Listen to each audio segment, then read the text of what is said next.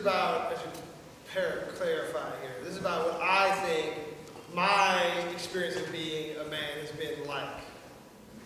Because I'm on the left, so we would say radical, and there's all kinds of ways to be a man. You know, this is me. When I was 12, in order to grow this long, I could grow a beard from here to here. You know, and like, I was pretty tall already, but I wasn't strong. I didn't have any like muscle. It just kept on growing and like not getting strong. So I was, of course, like, it's the ogre, La Bestia, and all kinds of things. But this gave me like a very interesting growth curve in my brain, because I was a total D&D player loser in junior high and high school. I had long hair down to here, and I didn't give a fuck.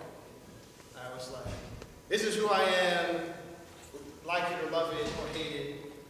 And that meant that I didn't get along with like the popular people or whatever, because in junior high especially, it was all about being the same. And later I developed muscle, and now I'm pretty strong according to most people. I still consider myself weak, but genetically, when I was born a male, the mutation, as my friends like to call it, I know that I have certain responsibilities. You know, like not enacting violence unless it's necessary. There's nothing wrong with guns or action movies or martial arts or beer or whiskey or wrestling or anything, because my safety is right here. And too many people think being a man is being like, hey, faggot, bam, you know, or like slapping women around or just like lording it over people. But that's easy. And on top of that, there's always somebody who's going to be bigger. Nobody really understands what that means until you meet the person who's bigger and they kick your ass. And you're like, but I get all those girls, man! Oh! And being a man to me is about restraint, protecting those who are weaker than you, and speaking out. You know, it's the yang.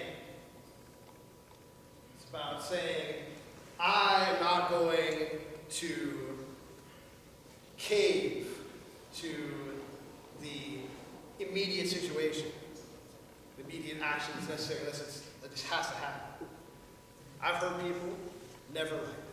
I do it when it's necessary. You know, and like college had all kinds of crazy situations, and I'm a taxi driver now. I hear women, you know, like, oh, he wouldn't stop holding my arm the whole night. I told him, please, you know, stop, but maybe it was my fault. No, it's not your fault. That guy was a dick.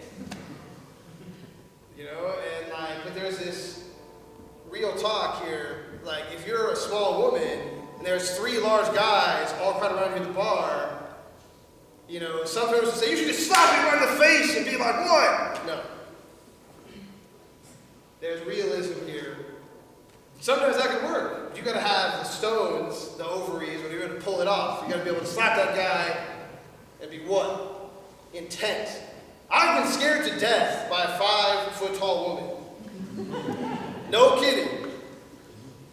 Wasn't my fault. She was directing it at somebody else, but it was intent. See, that's genderless. If you pick up your fork and you stare at somebody like you're just gonna jack them in the eye, they're gonna stop. I don't care if they're 6'8", 300 pounds. This is soft jelly. And I've seen way too many guys come up to me and be like, what? And I'm just like, oh, it'd be so easy to just like pop him right in the nose. Come on! And my other side is like, no, he's just a fool. And so I walk away. And my friends were like, dude, why are you being a pussy, man? Why don't you pick that guy? Like, because he didn't deserve it. He was trying to impress whoever.